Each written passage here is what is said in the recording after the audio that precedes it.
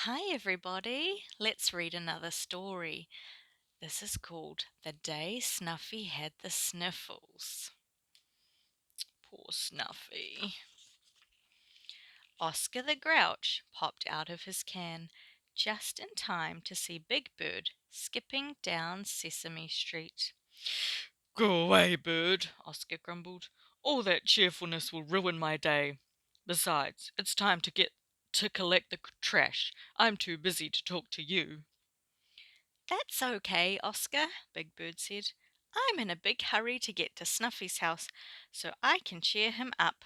He has the sniffles. Grouches don't know anything about cheering anybody up, said Oscar, but we do know a lot about the sniffles. I have just the thing for you to take to old Snufflenose. Wait here. Before Big Bird could say anything, Oscar disappeared into his can, banging the lid shut behind him. Big Bird was waiting impatiently for Oscar when Cookie Monster came along. What's the matter? Cookie asked Big Bird. Somebody eat all your cookies? Worse than that, Big Bird said. Snuffy's got the sniffles and can't come out to play. I'm waiting for Oscar. He has a surprise for me to take to Snuffy. Cheer up, surprise, said Cookie Monster. Wait here. He left in such a rush that he nearly ran into Bert. As soon as Bert heard that Snuffy had the sniffles, he told Big Bird, I know just the thing to cheer up a sniffly snuffleupagus. Wait here. He dashed into 123 Sesame Street before Big Bird could open his beak to say one word. Big Bird plopped down on the steps next to Oscar's can. At this rate, I'll never get to see Snuffy, he said. He tapped his foot. He stood up. He paced back and forth. He sat down. Then he did the same thing all over again. Just when Big Bird decided that he couldn't wait 1 second longer, Bert ran down the steps and handed him a large shoebox. Big Bird peeked inside. It's my bottle cap collection, said Bert proudly. You can lend it to Snuffy. It will give him something fascinating to look at while he's sick in bed. There's nothing more exciting than bottle clips, except maybe paper clips. Before Big Bird could answer, Cookie Monster came back. Huffing and puffing, he held out a slightly dented cookie tin. Gee, thanks, Cookie, Big Bird said. He tugged at the lid. I just know Cookie will enjoy all of these cookie crumbs. Cookie Monster shrugged. Well, he said, is the thought that counts. He brushed chocolate chips and cookie crumbs off his tummy. Sure cheered me up, he said. Just then Oscar popped back up. Here, Bird, he said. The perfect thing for old Sniffy. He placed a jar of something lumpy and green on top of the shoebox and cookie tin. It's an old Grouch family recipe, handed down from Grand Grouch to Mom Grouch.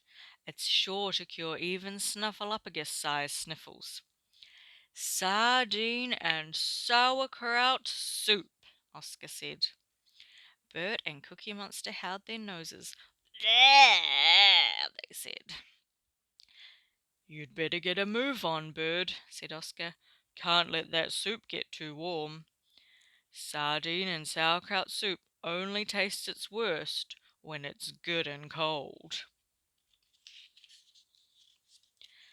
Juggling the shoebox, the cookie tin, and the smelly grouch soup, Big Bird started off again. He was glad to be on his way to Snuffy's at last. He got as far as the library when he met Betty Lou. As soon as she heard where Big Bird was going, Betty Lou said, I know just the thing to cheer up Snuffy. Come on.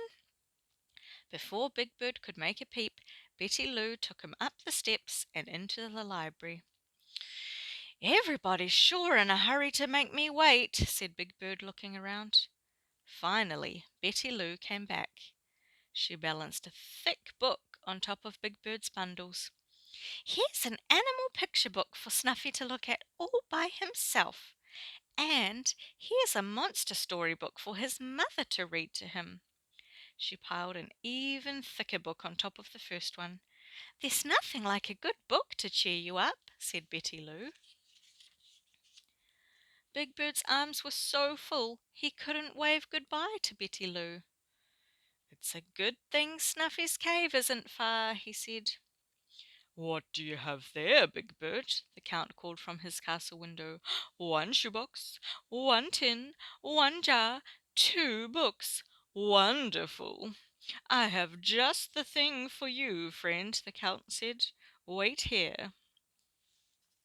After what seemed like hours to Big Bird, the Count came out of his castle and handed him a box of tissues. Snuffy can count them as much as he pleases, and they'll come in handy whenever he sneezes, the Count said. Crinkled, wrinkled tissues stuck out of the box. I counted them myself. There are 200 tissues, the Count said. Big Bird tiptoed quietly past Gladys's barn. My, you do have your hands full, said Gladys the cow. These are surprises for Snuffy, Big Bird explained. He has the sniffles. I've been trying all morning to go cheer him up. Well, any cow knows there's only one way to do that, Gladys said. Wait here. Not again, Big Bird said, but Gladys had already trotted into the barn.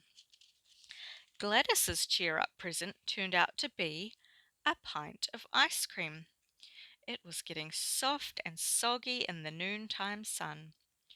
Nothing puts you in a good mood Like ice cream, Gladys said. Her bell tinkled as she balanced the squishy ice cream carton on top of the wrinkled tissues and the books and the jar and the empty cookie tin and the shoebox. Big Bird watched the sticky pink drops fall onto his toes. It's strawberry, Gladys explained. At last, Big Bird made it to Snuffy's cave without dropping a single present. He pushed open the front door with his foot. Then he had a terrible thought. I bought all these presents for Snuffy, and not a single one of them is from me. I forgot to bring Snuffy a present. Big Bird sighed a deep sigh.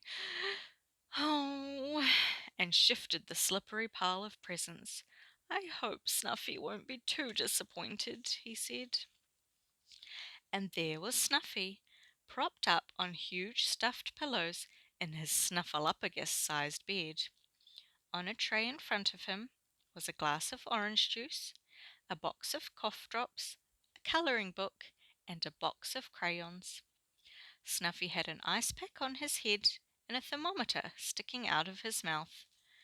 Mrs. Snuffleupagus took the thermometer out of Snuffy's mouth and studied it for a moment. No more fever, she said. She took a bottle and measured the thick orange sniffles medicine into a spoon. Snuffy swallowed it all. Mrs. Snuffleupagus gave him a big hug. Cheer up, son, she told him. You'll be out of that bed in no time. Oh, Big Bird said. The cheer-up surprises were slipping from his grasp.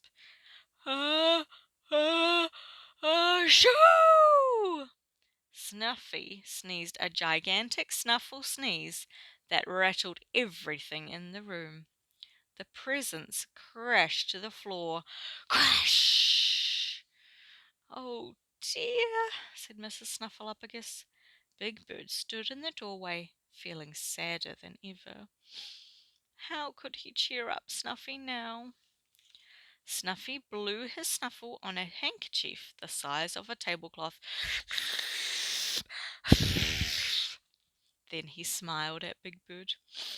Oh, Bird, he snuffled. How did you guess what I wanted to cheer me up? Big Bird stared at the mess on the floor. "What's that, Snuffy?" he asked. "The bottle caps? The cookie crumbs? The melted ice cream? Or the sardine and sauerkraut soup?" "No, Bird," said Snuffy. "A visit from you." That cheered up Big Bird too. Isn't that nice? They can spend some time playing together and just spending time together. Snip, snap, snova, the story is over. I hope you have a good day, everybody. And remember, God like, God share, God subscribe, naka.